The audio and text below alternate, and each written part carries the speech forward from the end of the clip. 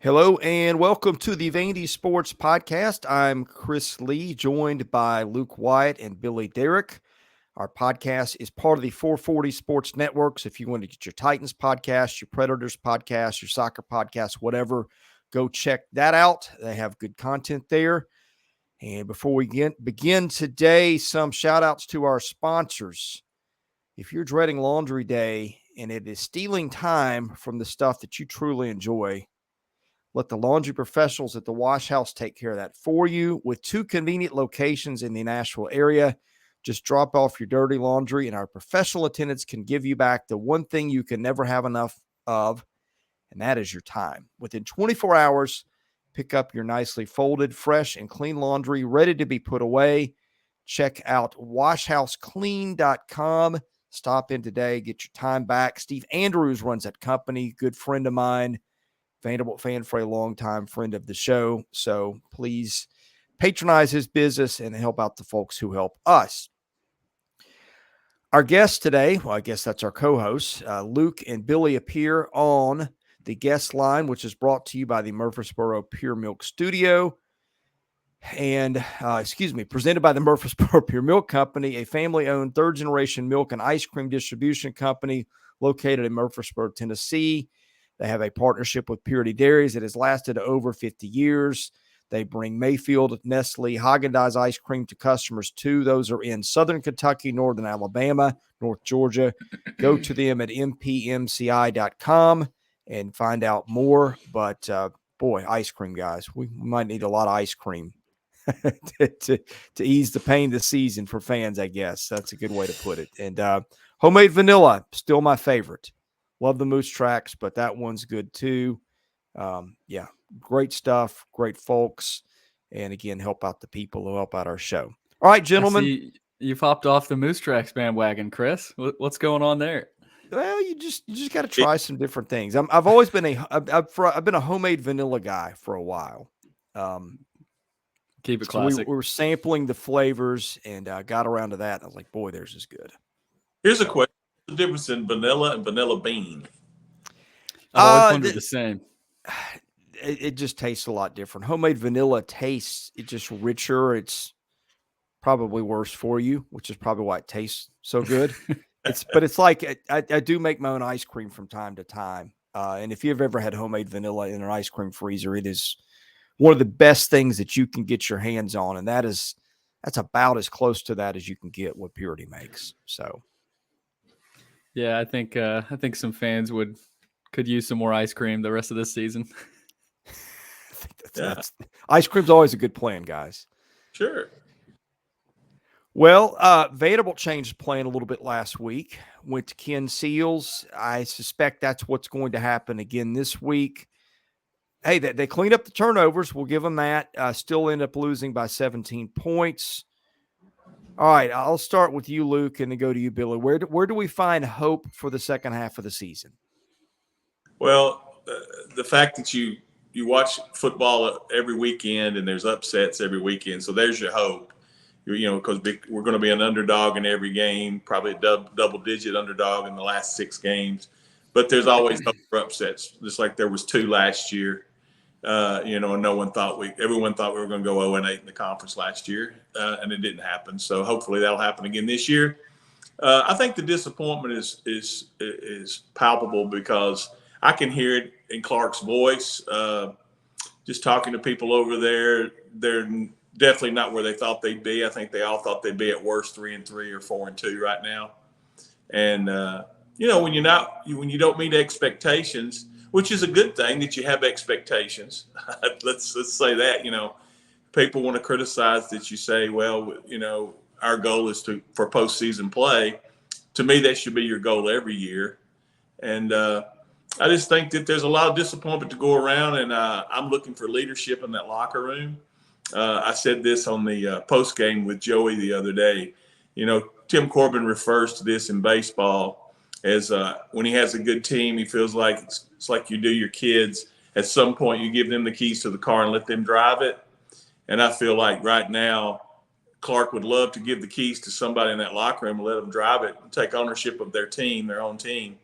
But there's no one stepping forward and with the leadership to do that. Yeah, I'm with you, Luke. I think the hope is that, college football happens, right? And it's been happening this season. Upsets. You never know what's going to happen any given Saturday, especially in the SEC this year.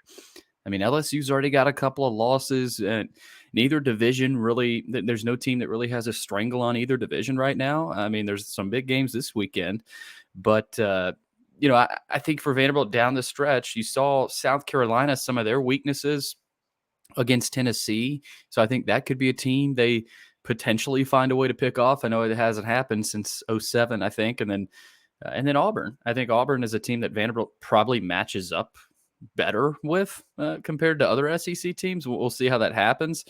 But I just think you look back at last year as well for a little bit of hope. Like you said, Luke, you saw a couple of wins last year and we've said this before, when you really didn't expect that to happen. I mean, after that South Carolina game, I think there was these same kind of feelings. Now it's obviously amplified this year with the 0-2 start, the loss to UNLV. I still think the loss to UNLV is hanging over this program.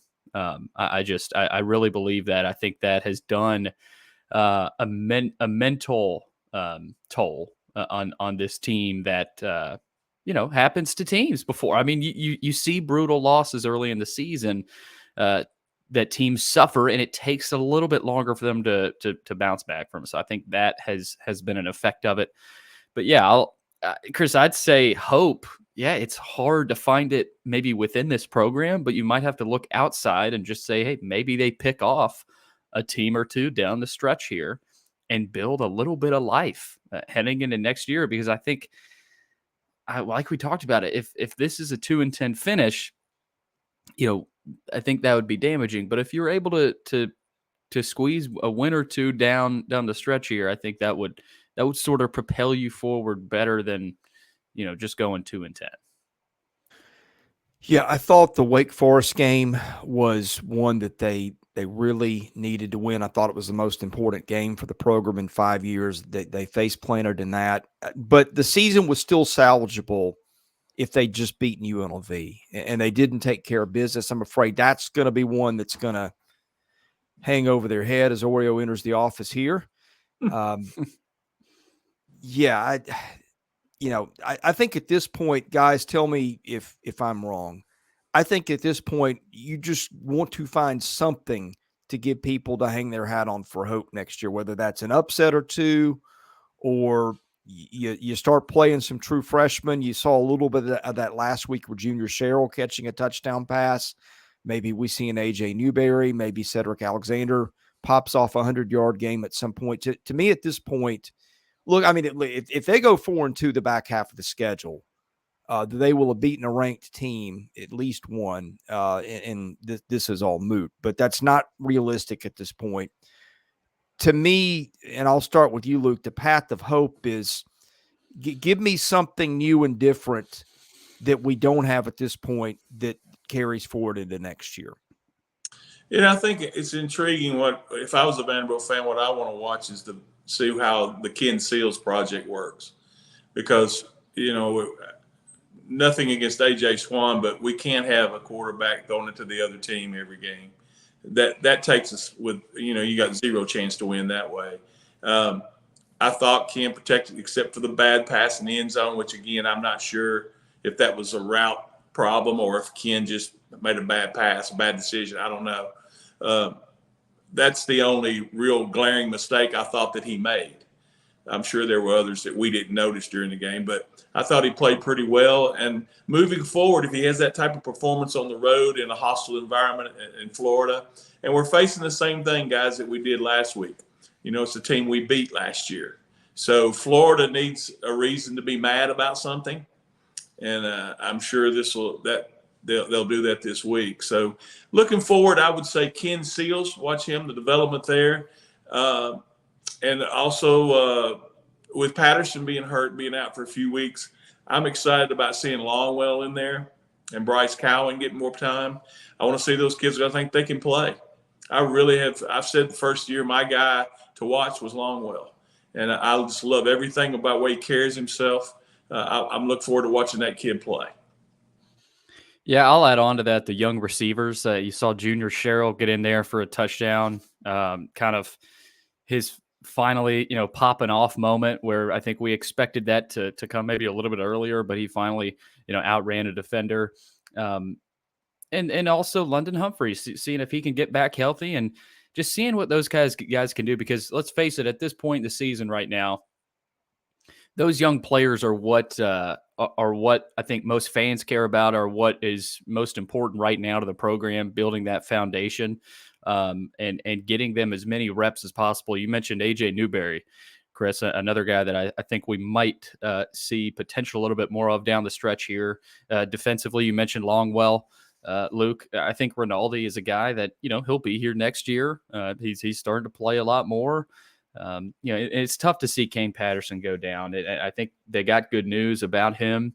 It looks like he'll be out a few weeks, but his brother Langston, of course, has been in there. So kind of the glimmer of hope here is seeing some late shining moments from these young guys, right? Some flashes that you saw, some flashes last year from McGowan, and now it's time for these freshmen this year to step up and maybe show some flashes. And Martell Hyde, at this point now, he's gotten his reps now. I mean, you've had to guard Barryon Brown, Luther Burden. I mean, he is going up against the best. So I'm interested to kind of track his progress as well.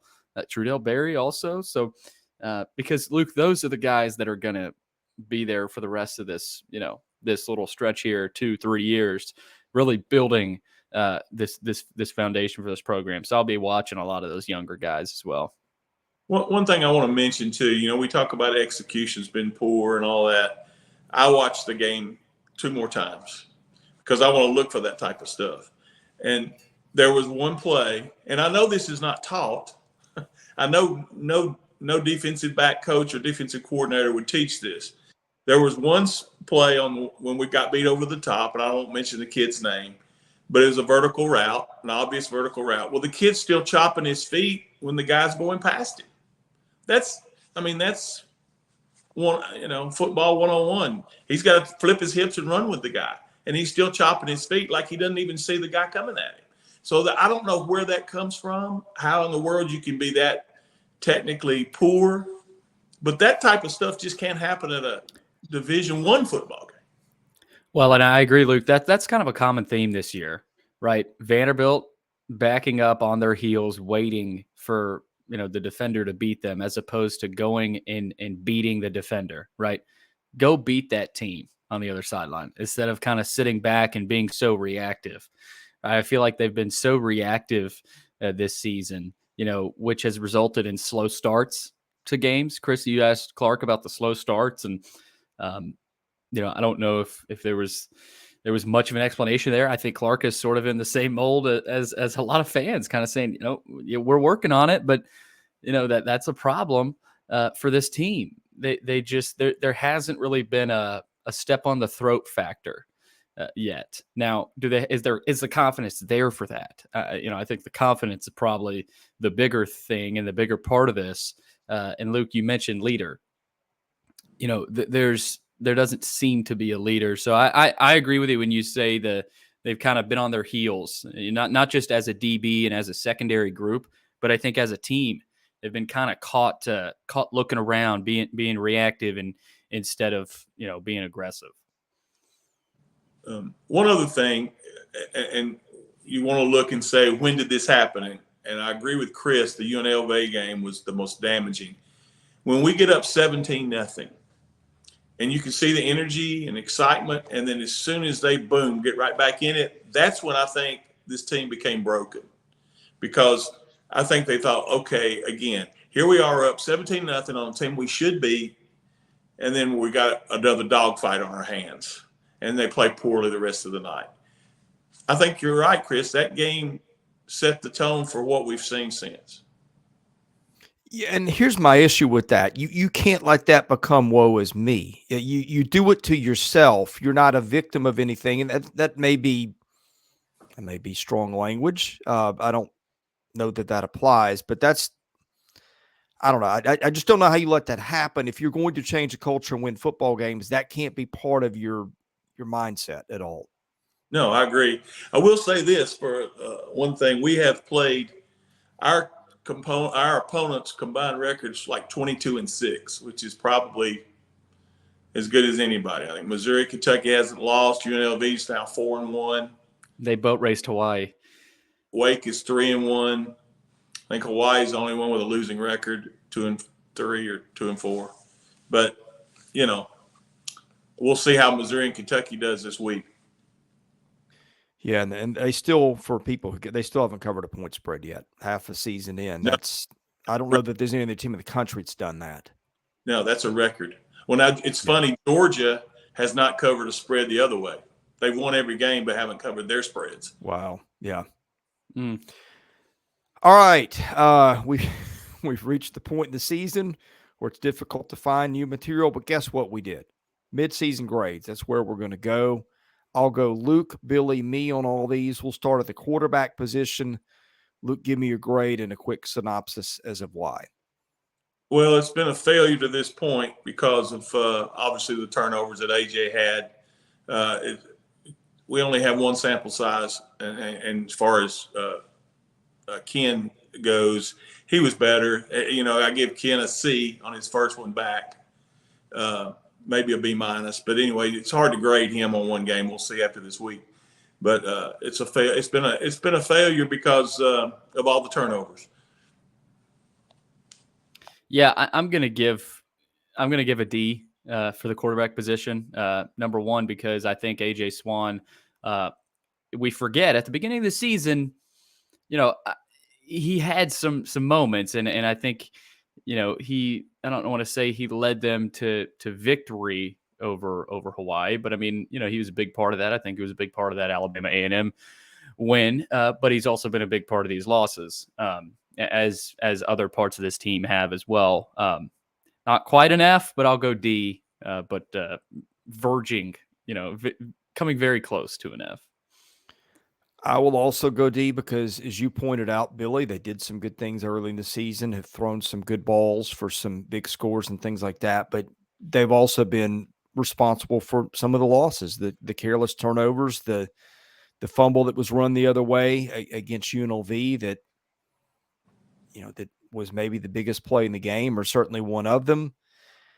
So, look, that Vanderbilt's already replaced a quarterback at this point of the season. Again, I think we'll see Ken Seals probably going forward. I don't know about going forward, but certainly for the Florida game. So, yeah, I would also give them a D. Running backs, Luke, again, I'll let you start. Well, it's hard for me to do the running backs because it's a combination of running backs and O-line. But I will say, we saw the flash from Cedric Alexander in the Alabama A&M game late, and we all got excited about that. I did too. I have to give them a D as well because I don't see any burst. I don't see, it's 2 and 3 yards, and that's pretty much it. We don't have any long runs much. And again, we have to entangle that with the offensive line's poor performance. The running back group is interesting. I think they get a lot of criticism because of the lack of production this year. But guys, they are who they are. I mean, there's no Ray Davis back there. I think they've done what they can behind a bad offensive line, and now this grade I'm giving them isn't good. I'm going to give a C. I was tempted to give a B because I just think they are who they are. And I saying they've performed poorly, I just don't know. Like they've done what they can. It's a battle line. And, there's no Ray Davis back there. If there's Ray Davis back there, this would be a lot better because we'd just be referring to Ray Davis. And you mentioned it, Cedric Alexander, I think is going to be a really good back. I like Newberry and Benson. So as a whole, I just think they sort of are who they are, Chris. I don't know if you agree with me there. I give a C, not great, but not awful. I'm going to go between you, give them a C-. I just don't think it's a very talented group. I've been saying that since the start of the season. I think they're better players or they're freshmen. I think we're going to see how that resolves the second half. But guess what? All the mistakes and everything, have the running backs lost a fumble yet? I don't think so. I'm not sure they have. So at least they are. What's that? Fumbled twice, but got them both back. Okay, so I mean, look, at least they haven't been making mistakes. They're playing, I think, for the most part, to the best of their ability. They're not getting help from the line. Um, C minus is where I settle, just Now, because at least they're hanging on to the ball. Yeah, if we're grading talent, I think my grade would be a lot Yeah. worse here. But just pure production, that performance this season, I don't know that they've really been awful. Yeah. Offensive line, Luke. I have to give it an F. I guess part of that is expectations. I thought that would be a strength of our football team. Why it isn't, I can't figure it out. Like I said, I watch the games. I watch it live, except for one that I was out of pocket, and then I watch it again twice. And I'm kind of like a coach. I click back and watch this. Why are we doing this? And they just don't, and they don't mesh as a unit. They take turns screwing up. We had the issue with the snaps. We've had very big issues with silly penalties, drive killers. When you go from 3rd and 4 to 3rd and 9, you go from 3rd and 9 to 3rd and 14. You can't win games that way. Self-inflicted wounds. So right now, it's been a failure. This is the biggest discrepancy between beginning of the season, excitement, expectation, as opposed to what we've gotten on the field. And Chris, we had talked about it all fall camp. We liked the offensive line. I don't think we thought they would be a world beater group, but I don't think we thought they would be, as bad as they've been. Just certain plays have really stunned me. There was one I mentioned last week about Gunnar Hansen during Kentucky, didn't even get out of his stance. Just certain things that you kind of look at it and you're like, that's bad. It's just, there's just bad performances all the way around. I think it was a telltale sign how well Grayson Morgan got in there and played. As a sophomore, he looked like the best guy out there. So I think they're excited about the young guys, but the guys they have now, it's been awful. There's no way around it. Yeah, I go back to the quarterbacks to explain how I grade. At least with quarterbacks, it's been an issue that the play's been subpar most of the year, but at least there's moments you can point to and say, hey, they threw this ball for this score at this point in this game. They did some things to at least counterbalance that a little bit and be a contributing part of some wins. I don't see that with the offensive line. I can't recall a series in the press box where Billy, you and I talked and said, man, that was a great series for the offensive line. Or we did a podcast and said, the line really dominated the third quarter of that game. I can't find anything, but I find a lot of mistakes, procedural penalties, stuff like that, that they get an F. It should be better than it is.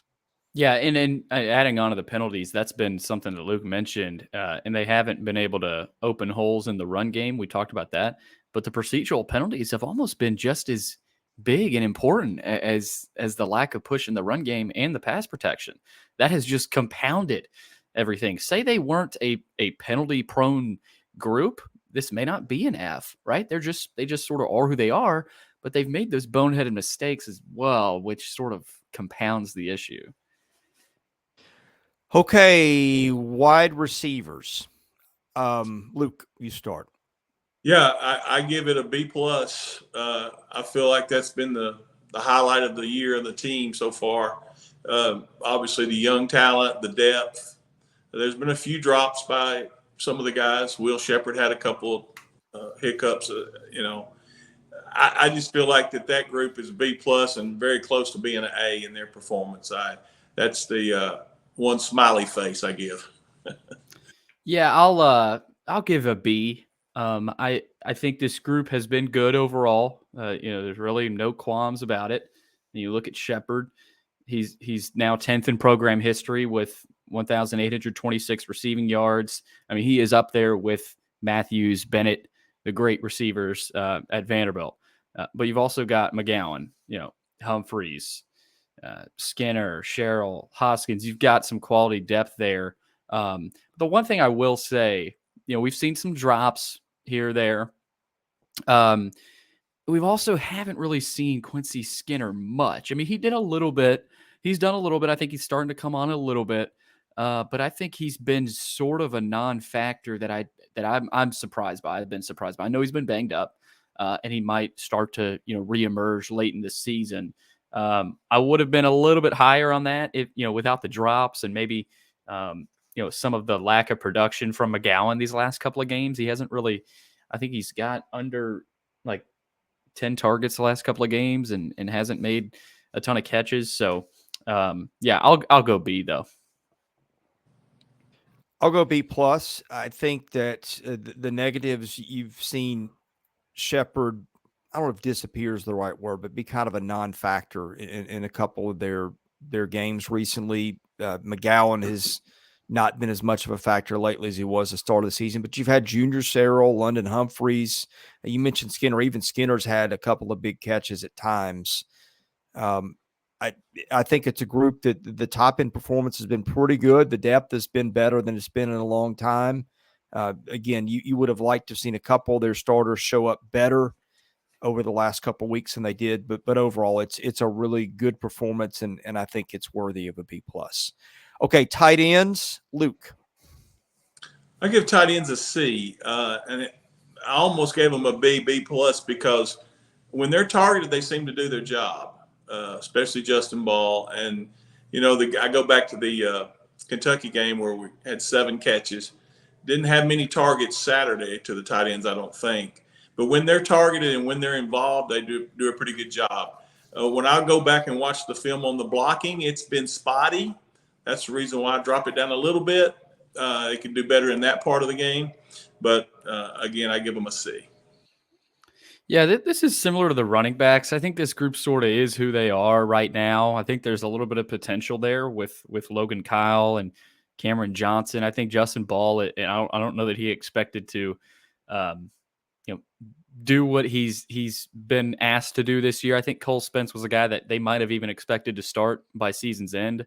And if you include Cole Spence and his potential in here, it's a pretty solid tight end group. But so far this year, yeah, I'll give a C. Same thing, Luke. I think they are who they are. The blocking hasn't been great, but you lose Schoenwald and Bresnahan, and the dropping's going to drop off. I mean I think that was something we talked about with last year's group that we really liked. At least I did. So pass catching though has been sort of pleasantly surprising. I mean, we've seen Logan Kyle. He hasn't really been involved in the passing game, but on the end arounds, and he's been involved a little bit in the passing game.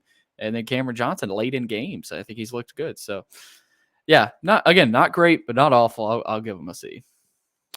I'll give them a C plus because my initial response was they're just kind of there. We don't ever spend time talking about them much for doing bad things or for doing really good things. But I thought, well, Cam Johnson has had a nice reception or two that he's taken for some distance. Yeah. So there is that. So I bumped him up from a C to a C plus. And Billy, to your point, Cole Spence was hands down the best tight end on the roster. They could really use him right now.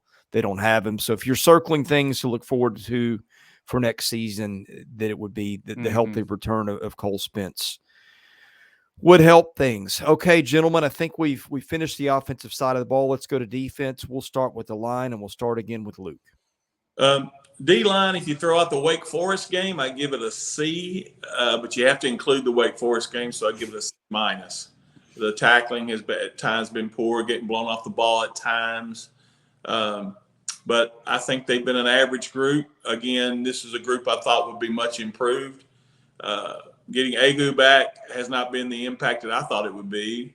Got Christian James back, and, of course, it's his first game, so it's hard to tell. I think he'll be getting better as the season goes on. So I'll give that a C minus. Guys, I've been really disappointed in that defensive line. I'm tempted to go F here. I won't. I'll go D. We talked glowingly about this group that coming into this season. Darren Agu, Miles Capers, Christian James, Davion Davis. I know Davis hasn't played at all, and it sounds like he's going to medically retire. So some things have sort of happened early in this season, and we figured some things out to where maybe we quickly shift that. And I know fall camp is fall camp, and we get excited about a lot, but I just think, it's year 3 and they like their 2 coaches there with Larry Black and Javon Hay.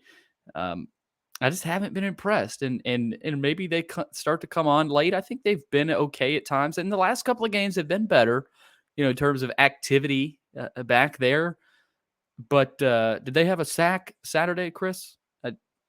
I don't think so. So I just don't think there's been enough activity, and I agree with you, Luke. I don't think Agu, getting healthy has done much really at all. But I'll go D for that D line. I think Bradley Mann had a sack Saturday. Okay. I thought there was one. Yeah, you're right. I believe he did. I believe that's correct. I was not as high on the defensive line, Billy, as you were. My point I was trying to make before the season was I thought that they could be better, right? You had a lot of guys coming back.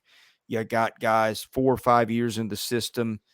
Logically speaking, they should get better with more experience, because that's what players do. You had a guy in Agu that's gifted, that I think was, a lot of bigger programs sniffed around on him as a recruit. You had Capers coming back for whatever it was going to be worth. You added DeCosmo as a guy and he's played okay. I just thought, Bradley Mann, Issa Otara, you had a lot of guys. I thought that they might have Devin Lee, Davion Davis. I thought they might have enough guys to cobble it together that he can give a bunch of guys 30 snaps and keep people fresh and just get competent play that you'll get better. I didn't think it was going to be a top half of the league unit. I didn't know if it was going to be a top 2/3 of the league unit, but I thought it would be better. They've just, I don't know. I don't see a surefire talent. I see guys with potential. Darren Agu kind of looks like Tarzan, but the play is maybe not matched up to the build. Issa Otara, a guy that we've said for a while, got some ability. But other than that, Bradley Mann started to show some things. I don't know. I just think it's kind of a pedestrian group right now. I'll go C-, D+, and probably D+, because they really needed to show up in that Wake game and just did not. And that was a big moment that is going to have a lot to do with the trajectory of the season. Okay, gentlemen, linebackers. You first again, Luke. C. Again, it's just been average. Probably had more injuries, maybe banged up guys there. I felt like we were going to be a lot better at linebacker, even though we lost Orgy. And I think they've been okay.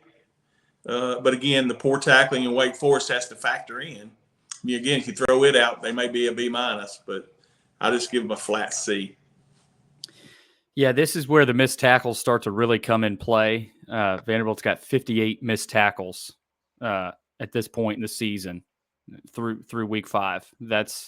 It's funny. It's not worse than the SEC. Ole Miss and LSU are even worse. But that's just not good enough. I mean, you got some teams up there at the top with 30 and 40. I mean, you'd rather be in that 40 range, maybe mid 40s, if you're a good defense. And this linebacker crew hasn't been good enough. I'll give them a C because I think they've been in positions. I just don't think they're fast enough right now. Like, I don't, you saw Orgy. I think he was a guy last year that covered a lot of ground. I just don't think they have an Orgy this year. Now CJ Taylor, of course, but he's been having to play some safety and of other positions on the field. But I'll give them a C. I mean, they're experienced, but I expected better play from them. And I think after the front, the D linemen, you get past that D line front, linebackers are the next important line of fire. And I just don't think they'd be good enough. Not as bad as the D line, but I'll give a C there as well. Yeah, C-. They haven't really stood out. At the same time, when we dissect the list of things that were just awful after games, we're not naming as many names there. They've just kind of been there. They haven't really stood out in a good way, which you kind of needed, but there've been worse parts of the team too. So that's where I'll go. Safeties, Luke. Safeties, I give a C as well. I think at times they have, that's probably been the most unhealthy position on the team. had so many guys. Derrick Wright's been out so much. Jalen Mahoney with the targeting and other soft tissue issues. Savion Riley. So when they've all been healthy and playing, it's better than a C, but you have to factor that stuff in. So I'll go with a C with them as well. Yeah, C range. I haven't been given plus and minuses. I've just been given the letter. I'll go C. You mentioned it, Luke. They haven't been healthy. John House, when he's been in there, obviously has done what he can. I mean, Sewell as well. They've been banged up, and Derrick hasn't been healthy all season. I mean, he should be out there because it's better when he's not. Ironically, even though he's 70, 60%. But they just haven't been healthy, and so we haven't really seen what they can be. I think they can be better, but Mahoney has had to play some nickel, and you've had to see them switch around positions a little bit just because of the state of the defense. So C range, bordering on a D. They haven't really been healthy. I'll give them a B minus, and I'm going to give them a little bit of excuse me, a little bit of pass for health, because I feel like some of their guys, when they've been healthy, have played okay. I mean, Derrick Wright got 2 picks, helped them win the Hawaii game. CJ Taylor has done CJ Taylor things at times. I think he and Mahoney are maybe the 2 highest graded defensive backs on the team. I could be wrong about that. Mahoney has gotten a solid grade. I think he's a 71 at PFF. That's fine to good. Savion Riley stepped in and helped them at times. To me, it feels a little unfair to give them a bad grade. And I think, Luke, what you mentioned on health is fair. I sort of set that aside a little bit. Maybe it's because we're giving out C minuses, D's, and F's all over the place. I feel the need to, to offset that a little bit. But I feel like when good stuff's happened for them at times, the safeties have been part of it. So I'm fine with a B minus, but I also see why you think what you justify the grades the way you do. Corners. An F. Get thrown over the top of our heads way too much. Technique's been poor. You've had flashes of guys making good plays.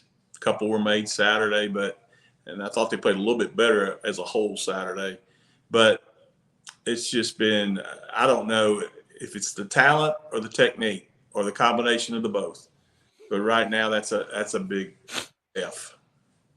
Yeah, I mean, it is pretty obvious what this grade is. They gave up 532 yards of total offense on Saturday. 395 of those were through the air. There's just been too many games like that where quarterback sits back. And again, this is part of the D-line is part of this. I think, you look at the D-line, they just haven't really been able to affect the quarterback at all. And so you put a lot of the corners in danger zone on the outside. Now, I'm not putting it all on the D-line. I think the corners have to at some point get some stops. But I mean, I think it's pretty obvious. They're young. I like Height, and I like Barry. We've seen here Russell and Anderson really.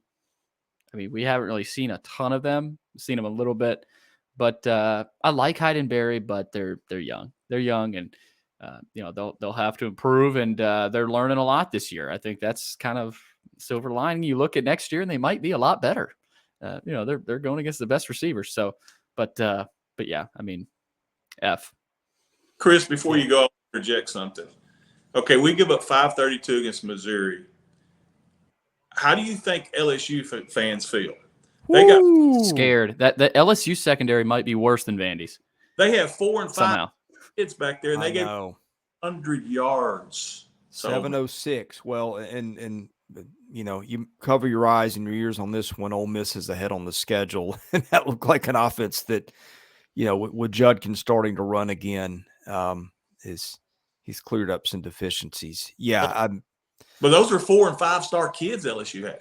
Well, and I think you're seeing trouble with corners covering a lot of places. LSU had trouble with Florida State too, by the way. A lot of people are having trouble with Florida State, but yes, I think it's a difficult position to play. But it was our biggest concern coming to the season. It's still our biggest concern. I want to be easy on the kids. Barry and Hyde are out there for the first time. It's other than quarterback, corner might be the toughest position in football to play. Agreed. For a lot of reasons, and doing it as freshmen, one a true freshman, one a redshirt. It's not really an indictment of those kids. You've seen future first round NFL picks struggle as freshmen in the SEC, give up a lot of big chunks and touchdowns over their head in that. But we said coming to the season, just the cupboard felt fairly bare. B.J. Anderson, I think sometimes maybe it does some good things that people don't notice, or everybody notices the bad things, and there's maybe been some solid play mixed in there. But I mean, we're really reaching, guys. The cupboard was pretty bare coming in. It got more bare after Miami poached Jadaeus Richard, and we're left where we thought we might be, and that's with them having two freshman corners starting, and predictably it is. We knew if it got to that, it wouldn't have been pretty. And we knew once it got to that, it probably wouldn't be pretty. And it was what we thought it was. One more, special teams. Let's grade the special teams as a whole, starting with Luke. As a whole, I give it an A because we got the best punter in the country. And our kicker has only missed one field goal attempt, albeit a big one. I'm not sure that was his fault as much as poor planning there. But anyway, the kickoffs we've had a couple go out of bounds. Jaden McGowan really played well early in the year, returning kicks. So I'm going to give it a A-. Yeah, same. I like that grade, Luke. I think they've been really good. You've seen Matt Hayball. He leads the nation in punting. He's got a 51-yard average. He's one of 6 punters in the country with a punt of at least 70 yards this season. I didn't even realize he had a 70-yarder. This year. He's an NFL punter. I mean, there's no way around it. So he's been awesome. I think Borchilla's been good. It hasn't gotten a ton of chances, but Luke, you mentioned it. One missed field goal. I think he's been good. Besides a couple of plays, I might have given this group an A+. You saw the muff there by Will Shepherd, and again, you can credit that to a couple other things. He got pushed into by a Wake defender there, and then the bad snap from Schelling there against UNLV. But other than that, guys, I would have given this an A+. I think it's been a really good group, and no surprise it has, because Lustig's a great coach, and he's done well with that group this year. So yeah, I'll go A-. I like that. I like that grade, Luke. A- is where I settle too. You've got to ding him for a couple things. The kickoffs out of bounds, and I agree with you, Luke. I don't know that it was the play calling to set up the field goal for the UNLV game and getting it on that hash was unforgivable.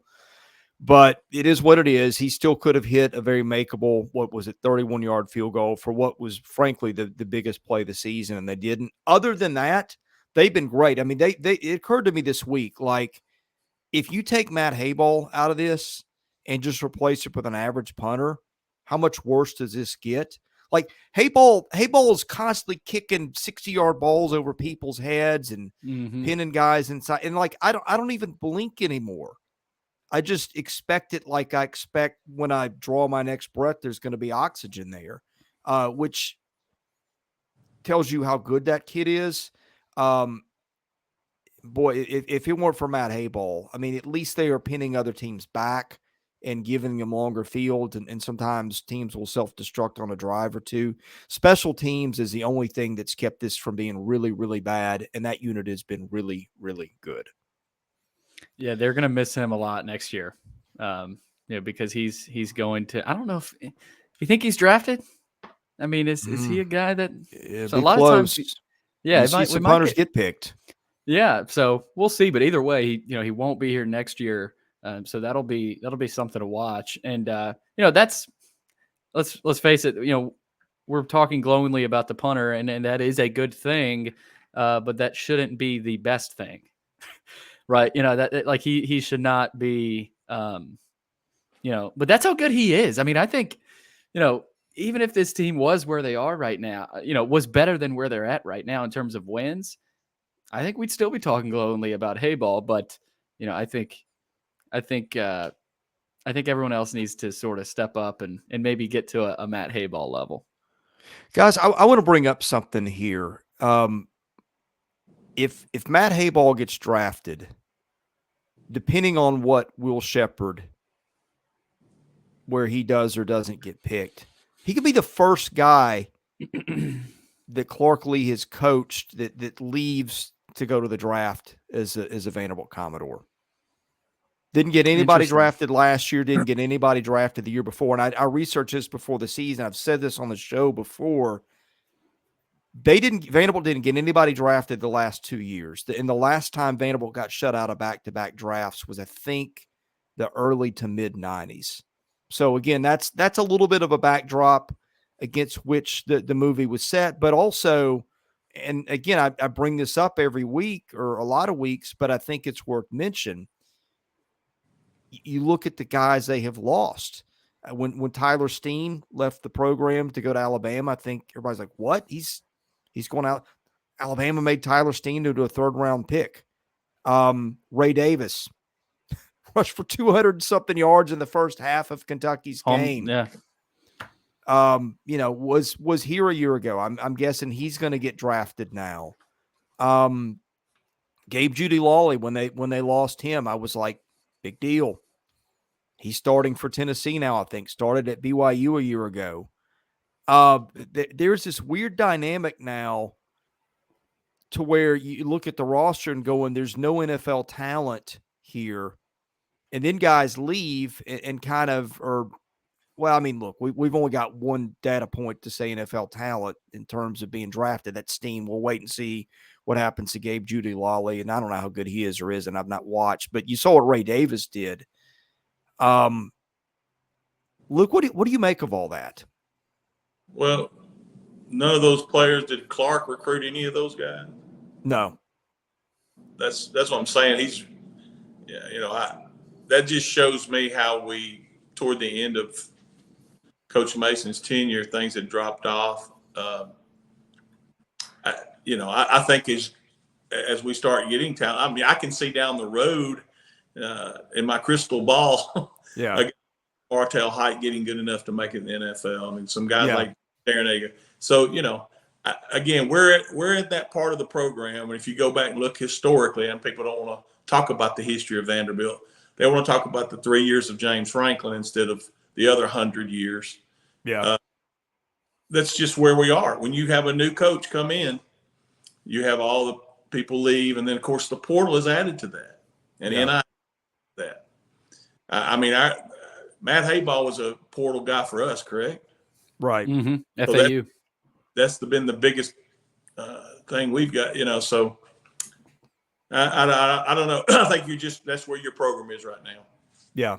Well, and they added Jacob Bramer helped him a year ago. That was a transfer that helped. It's not like it's not like it's been a net zero in the portal. Jeremy Lucien. Jeremy Lucien, who's on the Ravens. So yeah, but I mean, man, isn't that's just telling that the guys that have helped them are ones that got recruited and developed by and I agree with you. I think that there are guys on this team, and that was one reason I was more optimistic. There were guys on this team that you could point to and say, I could see, I could see AJ Swan playing professionally if they clean up the mistakes. That's gone sideways. Obviously, we'll see how that movie ends. I could see Logan Humphreys making it one day, or excuse me, London Humphreys. Martell Height. It feels like the talent has been a little bit better coming out of the wrapper coming in, but I still do think that the fact that we're sitting here in year 3 and their best draft prospect debatably is a punter that they brought in through the portal, either he or Shepherd, on the heels of not having the guys drafted is still a little bit telling too. And Chris, one other thing, and I'm sure you know this, doing your the other job you have. When I looked at all the opening day rosters for everybody, it was juniors, seniors, and graduates. And Vanderbilt was the same way. But now you look at our lineup, you don't see that. Yeah. You have to play the young guys, whereas everybody else is still playing juniors, seniors, graduates. Yeah. So what that says to me is, unfortunately, we've had some kids that didn't develop like we had hoped. And then, of course, the portal has added to that. Yeah. Yeah. and we're still in the developmental stage.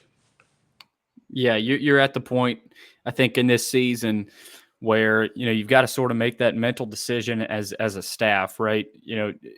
Are we going all in on these young guys now at this point? Because you sort of know what you got in the older guys by now. Yeah. I mean, they are what they are. It probably helps you more to throw those young guys out there, and that's what they've done. And I think it'll end up helping them. You won't see the rewards yet this season. I don't think. Maybe this team finds a way to get a win or two, but I think down the road, they'll have learned a ton in year one, and that's what Clark has promoted. That's how he's been recruiting. He said, "Hey, you can get in here and play day one." Right? I mean, and we've seen that. Martell Height, Darren Agu, of course, last year, and many other younger guys, Cedric Alexander. So that's part of the pitch, and they're going to do it, right? Because they sort of have to. Let me ask this. I thought about this over the weekend. Sometimes you're your own worst enemy. Excuse me. We went from 2 wins to 5. Well, if we'd only won 3 last year, people say, well, we improved a little bit. And this year, even though we're at 2, if we'd have won 4 this year, well, it's improvement. I go back to the George McIntyre. He went 1 win, 2 wins, 4 wins, 8 wins. And that's how, and no one had a problem with that. But nowadays, it's like life in general. We got to have it now. Got to have it now. Well, I'm sorry to tell everybody, at Vanderbilt, most of the time, 3 years ain't enough for any coach. Look, I think that's a good point. Here's my issue. I think that's the issue that a lot of people have with it. Let's go certain spots on the team. Okay, that's the second year in a row, or maybe third year in a row, where you've had a second year starting quarterback who his play has fallen off badly. Now, I think injuries factored in both places, but you had something that looked pretty good as a freshman. Second year, it went way backwards. You have an offensive line, which we said, hey, experience, continuity. Those are big things as offensive linemen. We just gave that group an F, and it's mostly guys who have played before. Yeah. The defensive line has not really taken a step up with development. The corners didn't get developed to where they had to go to true freshmen.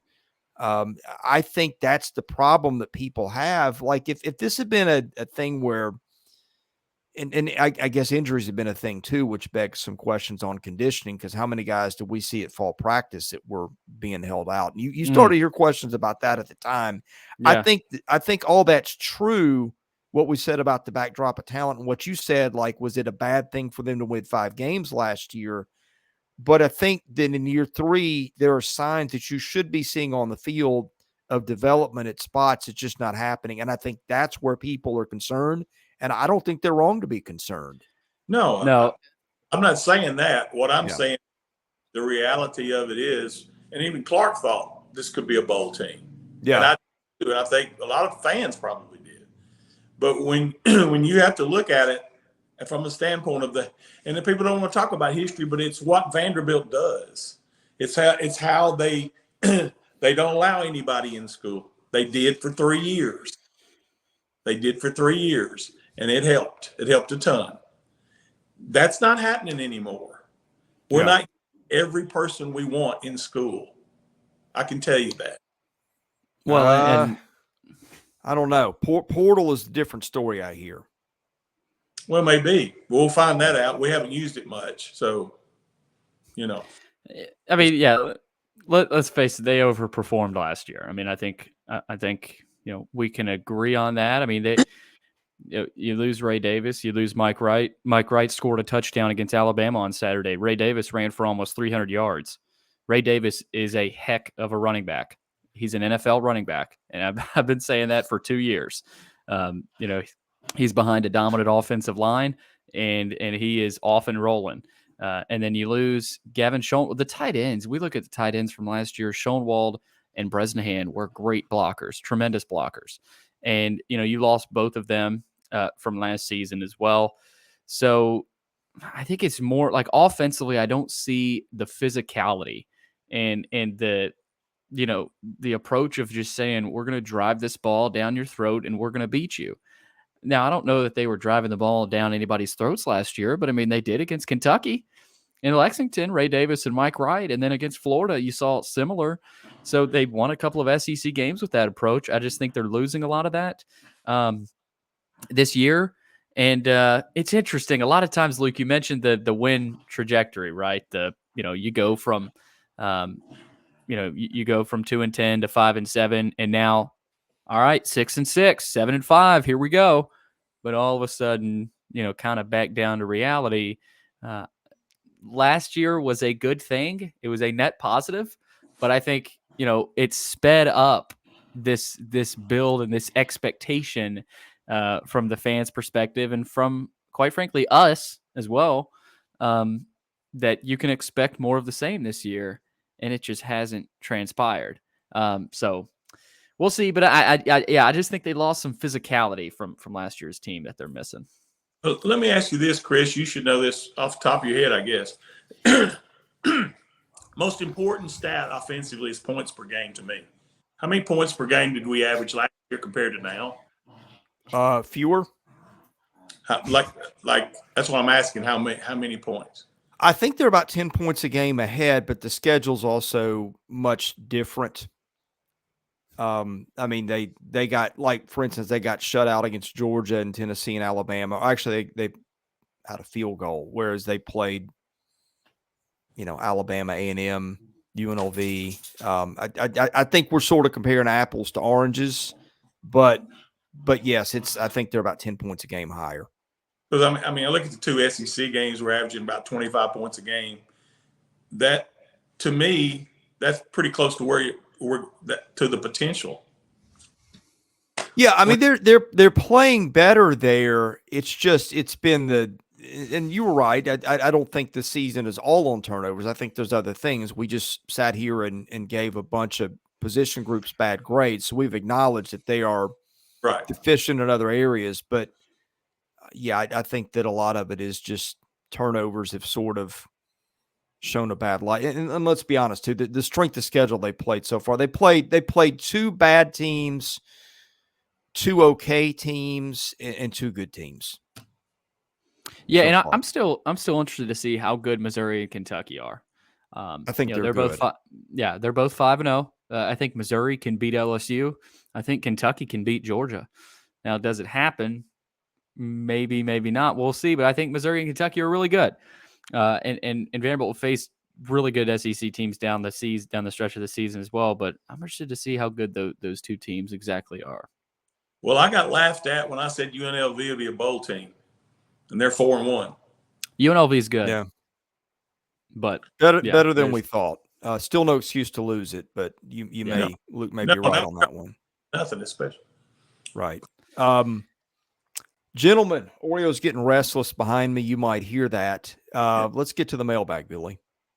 Let's do it. The mailbag is brought to you by Sutherland & Belk, longest running sponsor of VandySports.com, and they're family-centered, family-owned injury law firm. If you or a loved one has been hurt or in an accident, give Taylor or Russell a call at 615-846-6200 to see what your rights are and if they can help.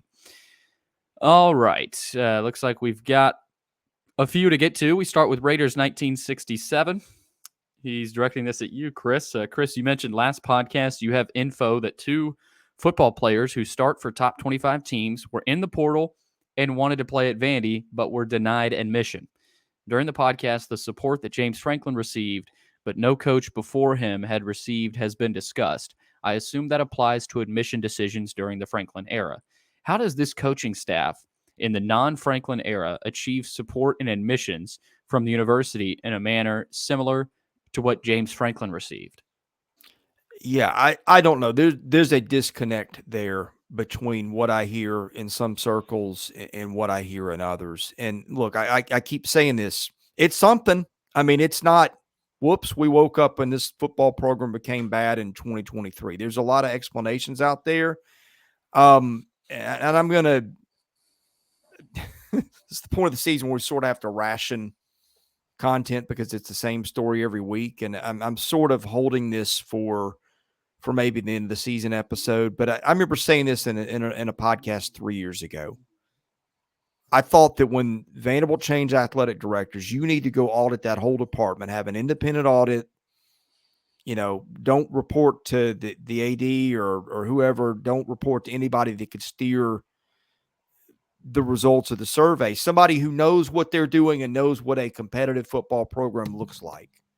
And report back. And I mean, go over everything from how does the president affect things to how the hats the concession workers wear affect your football program. Anything that touches football, whether it's academics, admissions, strength and conditioning, you name it. I would spend a lot of time, spend a lot of money, and conduct an exhaustive audit of that program. And that's one area I would like to know what is that really like? What is Vanderbilt's reality? And we know that it's not going to be as easy to get people in as it's going to be at Georgia, Tennessee, any SEC school. We know that going in. But could it be improved? Are there avenues of things to help here that nobody's looking at because the same people are in the building that were there 10, 15, 20 years ago? You need a fresh look at it. I hear sunshine and roses and everything's great. But what I hear other places at times and what I see on the field tells me there's something that's not being explained. That's the best I've got. Well, more importantly than these last 6 football games is what's going to happen at the end of the season. That's going to tell you where we're at, Chris, as far as what you're talking about. Because if we start losing players left and right and bye-bye, appreciate it, Vanderbilt, but I'm heading elsewhere, you start seeing that stuff, and we got big issues. I mean, there's going to be some that leave, obviously, and there's going to be some that are encouraged to leave. But there's also going to be some guys that you got to hang on to. And we're going to see if Vanderbilt is committed again. And I've always said this for many years. Vanderbilt is interested in winning in football, or are they committed to winning in football? Luke, and here the thing that I still hear that still bothers me, and there is no way of getting around this. I hear a lot of that. We need to see it before you get this, that, and the other. I hear it too. That is not how you build a winning program. Agreed. I mean, and it was the same story 15 years ago. It's not a wonder that things are where they are, in my mind. It was the same story in the 70s. We had a chancellor tell our head football. We just went 7-3-1, beat Tennessee in Knoxville, and he tells 7-3-2, beat Tennessee in Knoxville, ask for more paint on the stadium or whatever it may be. No better recruiting budget. No, you won 7 games with the budget you have.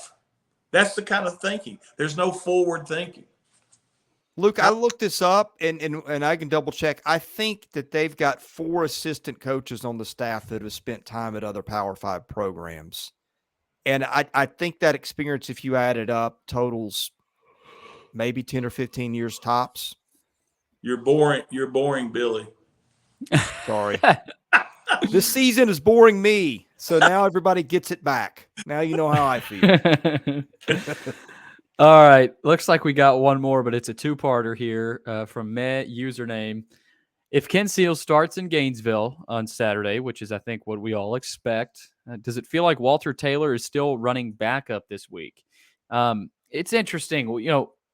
Clark had mentioned Walter, last week in practice. He only had 1 carry against Missouri. I was a little surprised to not see him out there really at all. I thought Ken got into somewhat of a rhythm, and then, of course, he threw that interception. But I'll be interested to see if Walter Taylor gets any action against Florida. I don't know what you guys think, though. The thing with the reason why Walter went in, period, that Ken had just done something, had read something wrong or something on the play before. If you noticed, he went straight to the sideline and talked to the coach and went right back in. That was not necessarily to get Walter a rep. That was to talk to Ken. It's the only reason he went in the game. Which is interesting because and Elijah Drinkwitz actually talked about it too. He said they were prepared for all 3 guys, Seals, Swan, and a little bit of Walter Taylor as well. And then Clark kind of hinted at Walter. We'll see Yeah, I don't know. I don't know what you think, Chris. I'm going to remain on my Drew Dickey Island here, and I might be the only one living there, and I'm fine with that. But when I went to practice, Walter Taylor is probably got the most raw talent of any of the four quarterbacks, and I get that. But it was a developmental take, I think, for them, and I saw a lot of mistakes in practice. Drew Dickey. This is going to sound, I'm not going to say he doesn't wow people, because that's not, Dickey made plays at times. He's the best runner they've got. I also thought Drew Dickey, and I didn't log it, I thought he made the fewest mistakes of the guys. He and maybe Seals probably made fewer mistakes than anybody that I saw take snaps in the fall. I think that counts for something. I think running counts for something. I don't know why Drew Dickey continually gets undersold.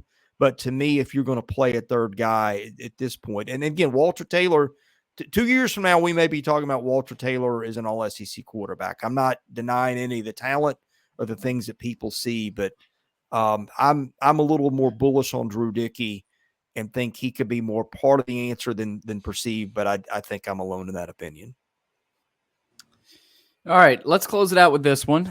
Here is one of my concerns this offseason from the same guy. Coach Clarkley has preached patience, that his way will work, but the process requires learning painful lessons until we learn how to win. With this mindset, how difficult do you think it will be for Clark to fire and replace assistant coaches this offseason, not affording them the same amount of patience he says is required? Now, it's hard for everybody. I mean, Luke, you know this. You were under, 7 or 8 coaches at Vanderbilt. Oh, wow, 11.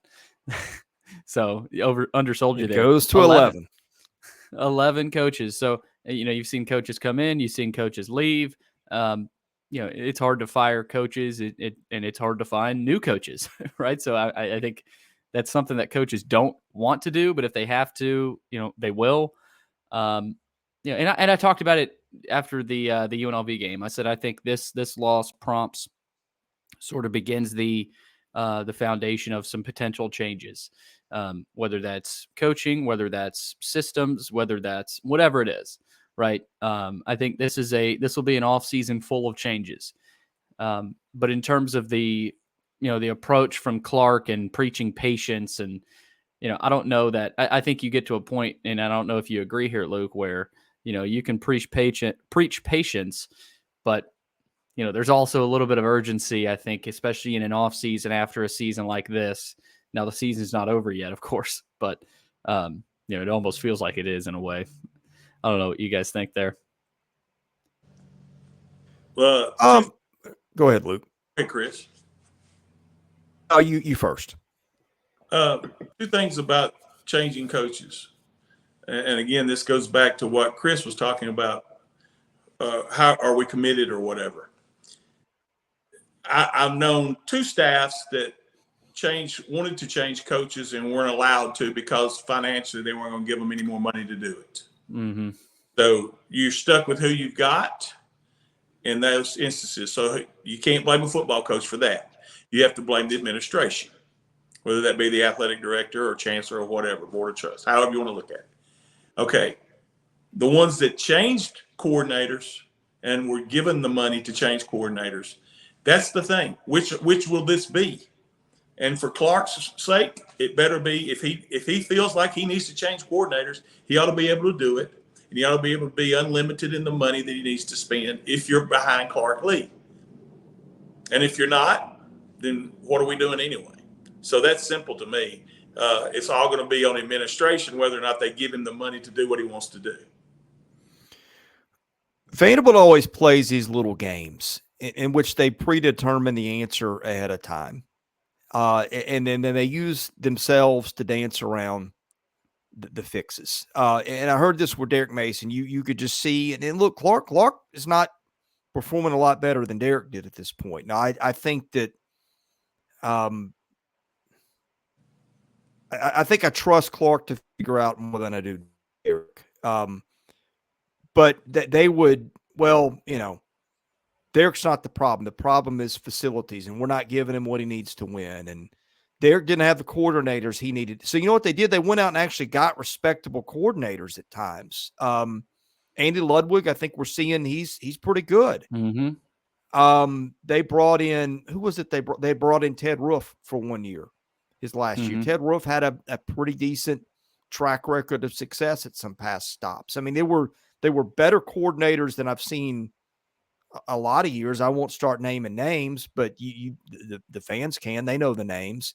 At least they had guys. You know, in other words, they're determined. Derrick's not the problem, so we're going to put it off on these guys and we're going to replace them. That's one thing. Number two, I think a lot of times you know a really good coach when you see it. You come in and you see a difference right away. For example, Hugh Freeze. Look at how quickly he turned it around at Ole Miss. On this staff, I would point to special teams. I think Justin Lustig was a highly respected coach. He's a good coach. You're seeing results of that on the field. Now, I think you got some guys on this staff that just inherited bad situations. At running back, I don't think you're going to take that room and make those guys into all SEC guys. You could probably go other position groups, but to me, the answer is somewhere between where they've been and where they're going. And if you believe in this guy, make sure your assistants or the guys that he's got, you got the budget to do it. I've rambled and gone all over the place there, but I hope I made some sense in between. Yeah, coaches have such an impact on players and on teams. I mean, you've seen it, Luke, Chris, you've seen it. A great coach has a huge impact, but a bad coach also has a huge impact, right? So it kind of goes both ways. I think, I'll just say there will probably be some changes. Again, I'm not going to say what I think those are quite yet. I think the season still has to play out. But I think looking back to the Andy Ludwig hire, you've got to give some credit to Coach Mason. He had his original OC in there year one, but year two, he brought in Andy Ludwig from Wisconsin. And it ended up being a really good hire. So, there's some decisions that'll have to be made, and we'll see how everything plays out. Let me clarify one thing. I think the Vanderbilt problem in a nutshell is this. They could make me the offensive defensive coordinator today, and the performance would be bad. And they could say, well, he doesn't have any talent, or he hasn't had any time to develop his guys or whatever. No, the fact would be I'm a bad defensive coordinator or offensive coordinator or head coach or whatever, and you could put whatever you want to put around me. It's not going to work. And the Vanderbilt problem for years has been it has all stunk to high heavens to the point that you can plausibly point a finger wherever you want to point it and make it believable, and then use that as cover to give such and such a chance and such a chance where such and such is also part of the problem, if that makes sense. And now we're pointing the finger again at, we can plausibly point the finger at, do they have enough resources to win? I've got questions there. And the longer you don't give a guy resources, the more cover that gives you to point the finger back at yourself and lather, rinse, repeat. And that's just the cycle that Vanderbilt has been in as long as I've covered it. And that's why I say you've got to examine every aspect of this program as it touches everything else on campus and get an honest look somewhere else, because otherwise we're going to be sitting here 5 years from now and pointing the fingers at the same stuff. Yep. I agree. Yeah, we had a late one come in. Do y'all think Clark will make changes in the offseason? I personally do. Again, I don't really know exactly where those come and when they come, but I think changes are coming. Really, not just with coaching, but I think maybe with some things just with how the program operates as well. So let me say one thing about that too as well. And maybe I wasn't clear earlier, but a lot of this has to do with, okay, if you're paying, I'm just throwing out numbers here. If you're paying $1 million for your offensive coordinator and they tell you, or Clark says, hey, I got a guy, I can get him here, but we got to pay him $2 million. And they say, no, you only get $1 million. That's your budget for OC. That's all you can pay. Well, then people criticize, well, why did he hire him? Well, you get what you pay for. And that's Luke, you're articulating what I'm wondering. And look, every coach, Bill Belichick had a first coaching job somewhere. Just because you're young and new, man, this is killing Oreo. I don't know if you guys can hear it, but I mean, just because you're young does not mean that you are a bad, a bad coach. I love it. You want me to close it out, Chris? This should just be the soundtrack for Vanderbilt football.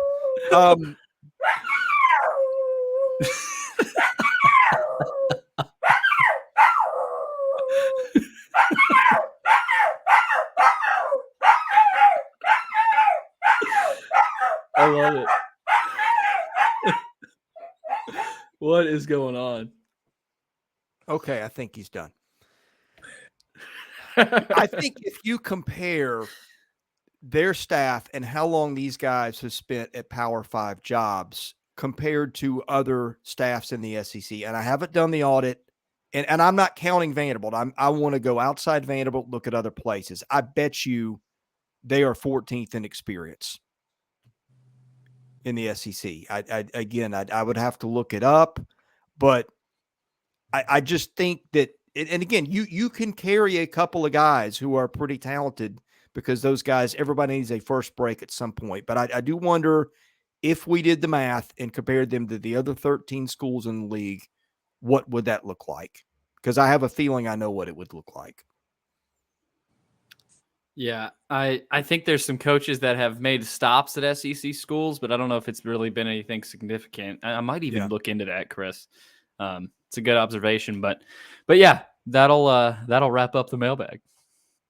Did Oreo have a question, Chris? I think he's gotten out his full allotment today. So it's not a podcast without him making a Oreo goes, "Oh, the podcast is ending. Let me make my presence felt." Right. Man. Gentlemen, I'm done with thoughts. How about you guys? I'm done. Going to Florida? Joey is going. That's what I thought. Okay. Yeah, we'll have last minute thoughts with Joey. And then obviously I'll be virtual. I won't be down there. And then I think Joey will be able to do a little bit of a post-game show after as well from the swamp, from Florida Field. So should be fun. All right, gentlemen, thanks for joining us. Hope we didn't ruin anybody's hearing with the last 5 minutes of the show. Apologies if we did. Any case, I'm Chris Lee. He's Billy Derrick and Luke Wyatt. Thanks to both of you guys for joining us. Thanks to the audience for listening. Be sure to hit the subscribe button, hit the like button, tell a friend. That helps us out. All right. This is Chris Lee. This has been the VandySports Podcast. Thanks for listening. We'll see you again soon.